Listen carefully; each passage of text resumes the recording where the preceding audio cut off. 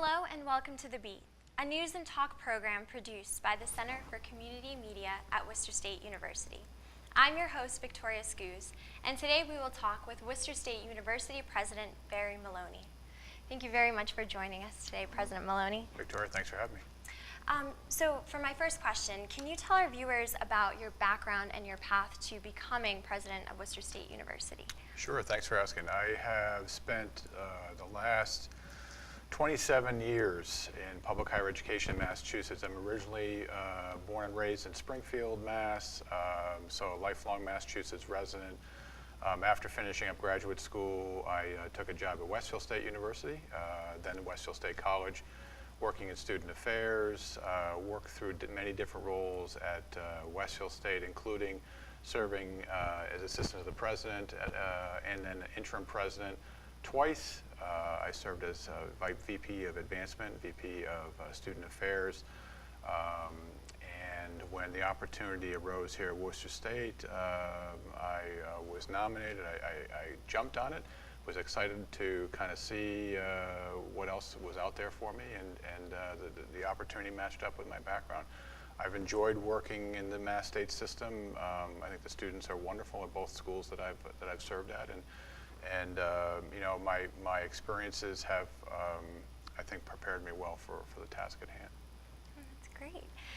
So many of our viewers might not know much about the responsibilities of a university president. Can you tell us a little bit about the work that you do on campus on a daily basis or within the whole year? Yeah, you know, it's a dynamic job. You know, I was asked at a recent student forum up in in Sheehan Hall, in one of the res halls, you know, basically a similar question. Tell me the typical day for a university president. Quite honestly, that's a tough question to answer because I don't know what a typical day is. I do spend probably more time, and I think university presidents around the country spend more time today speaking with alumni, speaking with external constituencies than maybe ever before. If you look back at the individuals who held this position, say 15, 20 years ago, I think you would see a president that spent more time dedicated to campus work. The time that I spend off campus is trying to raise resources for the university through either alums, through donors, through grant programs, through state officials. So we spend a lot of time trying to raise funds to essentially offset the cost of attendance and keep the cost for students as low as possible. That doesn't mean that I don't work on day-to-day management of the university, and I lean a lot of times on my colleagues, our provost, our vice presidents, our directors, our deans, to help manage the day-to-day activities. So I try to get as much involved in student activities, student programming, and of course, certainly involved in the academic enterprise as well. I think the pie chart of responsibilities changes depending on the time of the year. You know, in the fall, we spend a lot of time on welcoming students back to campus. We spend a lot of time on our audit. We spend a lot of time celebrating our donors. We spend a lot of time celebrating all the wonderful student activities that happen in the fall. And then the end of the year, it's kind of a flip where we spend a lot of time celebrating the successes of our students as they get ready to leave us, either for the summer or for good. It's a job that I can tell you has no daily boundary, meaning I seem to work as much on nights and weekends as I do during Monday and Friday through traditional business times. It is a job that at times incorporates my family. As you may know, Victoria, I live basically on campus. I'm across the street, but it's university housing. So I feel like in some ways I've never stopped my student affairs roots, my residential life roots. So it at times involves my wife, my family. We have events at our home, whether they be student groups, faculty groups, people from the community. So it's a job where you have to dedicate a lot of time to. You have to be prepared for that. I think what makes it all worthwhile, though, is the work that I do with students. Above all, at both institutions, in particular here, I really enjoy the Worcester State student. Mm-hmm. And do you find that there's a certain time of year, because you mentioned different times of the years, or different parts of the year, you have different things going on. Is there a certain time that's a little bit busier than another time, or would you say there's something different going on at every point? There is something different going on, you know, throughout the year, and that's, you know, I joke with my own children that I don't get a summer break anymore. The summer is just another month on the calendar. I would definitely say, though, that one of the benefits of working in higher ed is there are lulls. There are lulls when the students aren't in session. The campus is a little quieter. We all take a kind of a breath and a pause and kind of recalibrate, whether that's over the winter break, coming up spring break, or certainly next summer. That said, summertime is a time when we work on projects where we're not so dependent on student issues because the students aren't here. When September rolls around, though, we're very connected with back to full engagement. Our faculty are back, our students are back, and we have a lot of activities. So September tends to be, I don't know if it's because we're coming out of the summer, tends to be a very, very busy month of the year. But you know, it's like most people, the academic year has pretty traditional peaks and valleys, and my job may not follow them to the same extent, but certainly it's impacted. And so it's very clear that you put your whole heart and soul into your job. Is there a particular part of it that you love the most, being president of the university? No, that's easy, and it's where I started, you know, back in 1991. And that's working with students. I mean, you know, the students, quite honestly, bring the energy to the campus. Seeing a student go from whether it's in a class or within an academic program, to go from point A to point B. Point A being where they started, point B being one of their goals or how they measure success. That's really beneficial. It's really enriching. You know, I can't think of many occupations where you get that level of satisfaction to help someone achieve their goals and be part of that outcome. That's really rewarding. Last Saturday night, for instance, we had about 50 young alums, folks who had just graduated within the last 3 to 5 years, come back for an alumni activity, and it was just really rewarding to hear all their success stories, all the things that they were doing. Out in the world of work, they were reporting that they were well prepared, that they were going through their professional lives with the skills that they had learned here at Worcester State, and felt really still connected with the university. And that really makes me feel good. It makes that I feel like all the work that I do and all the work that I do with my colleagues really beneficial, kind of worthwhile. So wonderful. It's so great to hear that there are so many success stories. So you're involved with the Higher Education Consortium of Central Massachusetts. Can you tell us a little bit about that and what you do there? So the consortium is made up of the 11 schools here in Greater Worcester, the majority of the schools being actually in the city of Worcester. And the schools range, as you know, everything from Quinsigamond Community College, Worcester State. We have wonderful privates in that consortium, Holy Cross, WPI, Clark, to name a few. We even have the med school and Tufts Veterinarian School in the consortium, and I'm missing a couple, Becker, Assumption, Anna Maria. And the schools have kind of banded together about over 40 years ago to collaborate and cooperate in a way that makes the learning experience for students here in the city of Worcester more robust. And I think that at the cornerstone of the consortium has been the cross-registration program, allowing students, for instance, here at Worcester State, to take classes at one of the other institutions here in the city for just the Worcester State rate. It's a great way to, again, enrich an academic program where you get to take a class at another institution. For instance, if you wanted to take a high-end religion course at Holy Cross, you know that you'd be taking that class at a school that is one of the best schools in the country, in the world. And that's here at your fingertips. And it's done in a way where it's cost effective for the students. So again, you're not adding any additional cost. The only thing that you have to do as a student is logistically kind of build that into your course curriculum and your course schedule. But it's really, I think, when I talk with families and prospective students and families, I should say, about what are the advantages of coming to school at Worcester State, it's one of the things that I mentioned. We have a great story to tell here at Worcester State. We have great faculty, we have great facilities, we have great students, we have a great student environment, but also we have a great city. You know, we have a city that's kind of emerging in many respects now, having a rebirth. We have a city that also has a great learning environment. 36,000 college students are here today taking classes, and I think that creates a great learning environment for students here at Worcester State. So that's, you know, the consortium focuses on other things, cost containment, ways that we make students' lives more enriched. And one other thing that I would add that I think is worth highlighting is recently the student government associations of all the colleges within the consortium really pushed hard for the bike share program that came, the OFO bikes that came to Worcester.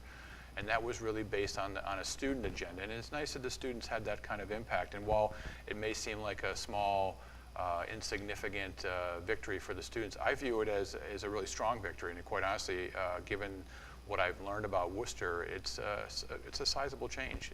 And I think that it's indicative of the voices that young people have here in the community and can have in changing direction of the city and the community and the campuses. Definitely, definitely. So in the last few years, we've seen the Wellness Center and Sheehan Hall constructed, which we were very excited about. We were so excited to wait for those changes. Are there any future expansion projects that you can share that could potentially be coming within the next few years? I completely agree about Sheehan and the Wellness Center. I mean, those were projects that were long overdue. On the side of Sheehan, it helped to continue to build out our residential component of our campus. We're now up to just under 40% of our students now living on campus, and that adds a certain flavor to our campus that we haven't had before. And I think the dining addition, or I should say the dining component to that building, was also well received by our students. Our dining room prior to that was pretty cramped. The Wellness Center, I think, has become the hub that we all thought it was going to be. It replaced a very outdated facility that was built in the 50s when the enrollment was much, much smaller. And based on my evaluation, based on the head counts of people going in the door and taking the classes and using the Wellness Center in all different ways, students are enjoying it, and that's great to see. Moving forward, we are focused on two really big projects that have capital components to them. The most obvious one is, of course, we've got to come up with a long-term plan for the May Street property. With the help of our University Foundation, we acquired that property back 3 years ago and have been using only a portion of the building while we kind of do some strategic planning as to A, how we would use that building and what it's going to cost for us to renovate the building. It's an old synagogue, and like any building built during its era and for its original purpose, it needs a lot of modification before we use it in a whole-scale way. Connected to that, we did a comprehensive space study of our academic space needs, and it feeds into some of the planning that we're doing on our academic program this year, so that when we move program into that May Street building, and that's our intention, is to renovate that building to a point where we can then move academic programming over there, so that we again continue on our path to make sure that the learning spaces for our students and the teaching spaces for our faculty are as modern as possible, that you're getting high quality instruction and high quality space. We know that we've got academic spaces that are very cramped right now, and this is a great opportunity for us to build that out. So that's our main focus. It is not entirely centered on the May Street property. Some of those space needs will show up, and renovations will show up in other places on campus, maybe even here in the TV studio. Nonetheless, we are taking a hard look at our academic space needs now that we've done some of those address some of the space needs in the co-curricular area, maybe is a way to say it. Well, that would be great. We're really looking forward to that. So another big thing that we've been noticing, it seems that Worcester State is working on creating stronger relationships with universities outside of the United States. And so can you tell us more about those partnerships and those exchange programs that we have with outside of the U.S. institutions? Yeah, when I arrived at the university in 2011, one of the things that I talked about as a platform for us to work on was to bring a global perspective to our campus in greater depth than was here when I arrived. The university for a long, long time, well before I arrived, has been engaged in study abroad and exchanges. So this was not a new concept, but I wanted to place a higher value on that, primarily because I know as our students graduate, they're not going to know where in the global market they're going to end up. You know, a lot of students will take jobs here in the Commonwealth. They'll take jobs with companies that they think are Commonwealth-based, only to learn that really, quite honestly, they are internationally held, or that the assignments that new employee will get will be abroad, or even across the country. You have to adapt to the opportunities as they come, and we want to make sure that our students are well prepared for that. So we have placed a premium on having conversations about global education, international studies, and it's not all just international studies. Those exchanges domestically are just as invaluable as well. I know I have a lot of first-generation students on our campus. I know I have a lot of students from Massachusetts on our campus, so that I want people to know there are opportunities outside the Commonwealth. I want them to at least experience those opportunities while they're here. So that's where the MOUs come in that you talked about, and one of the ways that we can make sure that those opportunities are safe and seamless for our students, fitting in with their academic program, that are affordable, that those opportunities are delivered in a way that our students will be successful. For instance, we do try to place a premium when we talk with colleges and universities around the globe that the instruction is done in English. Again, primarily because we want to make sure that our students have an opportunity to go there and thrive. We have signed MOUs every year that I've been here. We signed an MOU just recently with Edno University in Nigeria. We had a group of faculty and staff and students on a tour of different campuses throughout Europe in the early part of the fall, where they visited campuses in France, Italy, the Czech Republic, and in England. These were campus visits that were not just exploratory, but these were done in a way to forge the signing of MOUs. Again, checking out that particular location, making sure that it's going to suit our students' needs, seeing where we can develop some collaborations academically. So we brought faculty so that the faculty can start talking with one another, whether the courses are delivered here, they're delivered abroad, or we're using technology to deliver the courses. All of those conversations are in fair play. At the end goal is to try to get our students exposed to these topics before they leave. Now, would the tuition and fees be about the same or close to the same as you were studying here? Yeah, the thought process is that, again, like the relationship that I mentioned relative to the consortium, that we are looking not to add substantively additional costs, so that those MOUs come in many ways where one school says, well, we will send you 4 students, we'll accept 4 students of yours if you'll send 4 students of ours. And quite honestly, that within those confines, the price points are frozen, so that you're paying, Victoria, if you went abroad, you would pay the Worcester state rates plus the cost to get you from Worcester to wherever that is, just airfare. We do also offer short-term courses that are led by our faculty, and those have been around for a long, long time. Again, where those are 2- and 3-week sessions, again, based on our price point, where our faculty take our students abroad. They do research. They may be doing research with another university's group of students, or they may just be connecting our students together through some travel. We've had a great example that comes to mind on that is where our nursing students, our women's basketball team, did a trip a few years back over winter break that was focused not only on a basketball tournament that was held over break, but also a public health research. And again, it was our students going to get together. Again, those are all based on our price points. Well, those are certainly great opportunities for sure for students. So since you've been president here at Worcester State University, what would you say has been your biggest accomplishment? That's a good question. I mean, I felt like I do feel like we've had a lot of things, and I have a great group of colleagues that I work with that really make me look much smarter, much more strategic than I probably truly am. I think that a couple things jump to mind. I know you asked for one. A couple things. Obviously, the capital work that we've done to continue to modernize the campus has been really pleasing. Both Sheehan Hall and the Wellness Center project started before I arrived, so I probably played the role of closer on those deals. Something that I initiated that I'm very proud of is the advancement and the continuation of hiring of faculty at a full-time level. Our commitment to hiring full-time faculty is done to try to, again, benefit the learning experience for our students.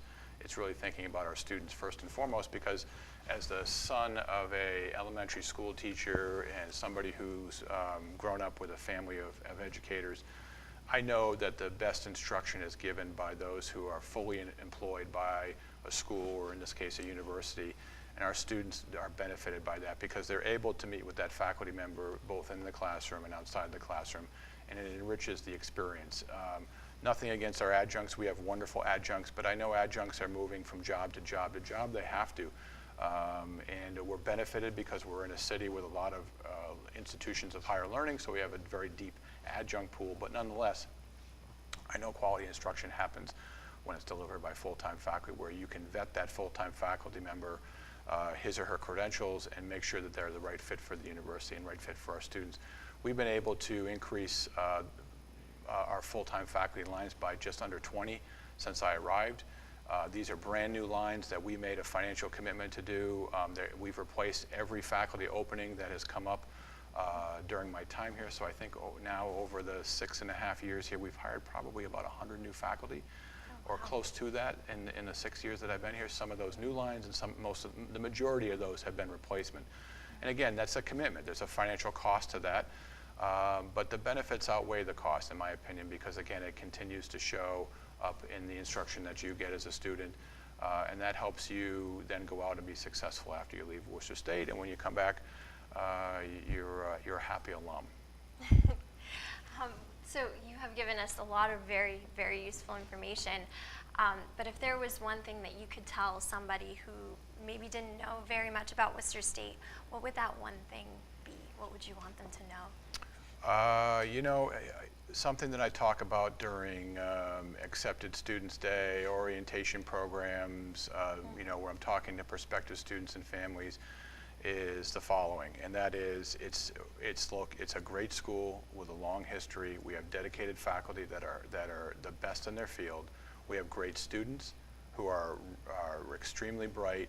We're in a great city, an international city, that provides learning opportunities that are second to none. And if you want to get involved in a hands-on way in your field, whatever your chosen field is, whether it's education, nursing, communications, you will get an opportunity to roll up your sleeves and dig into your prospective career path as soon as you arrive at Worcester State. And our faculty are great at involving our students in their research and their own studies, and that is in some ways unparalleled. I know that our programs have a long history of being superior in their particular field. Our cornerstone, if you will, is education, but we are so much more dynamic today than we've been before, and quite honestly, so is our community, and so are our students, and that's the story that I like to tell, because it's true. We can show that in a quantifiable way. And I'm very, very proud of it. I'm very proud to be part of it, quite honestly. That's wonderful. Wonderful. Thank you so much. Thank you so much for your time, President Maloney. We really, really appreciate it. Thank you for speaking with us. Thank you for watching this segment of The Beat. Please remember to like our Facebook page and follow us on Twitter. See you next time.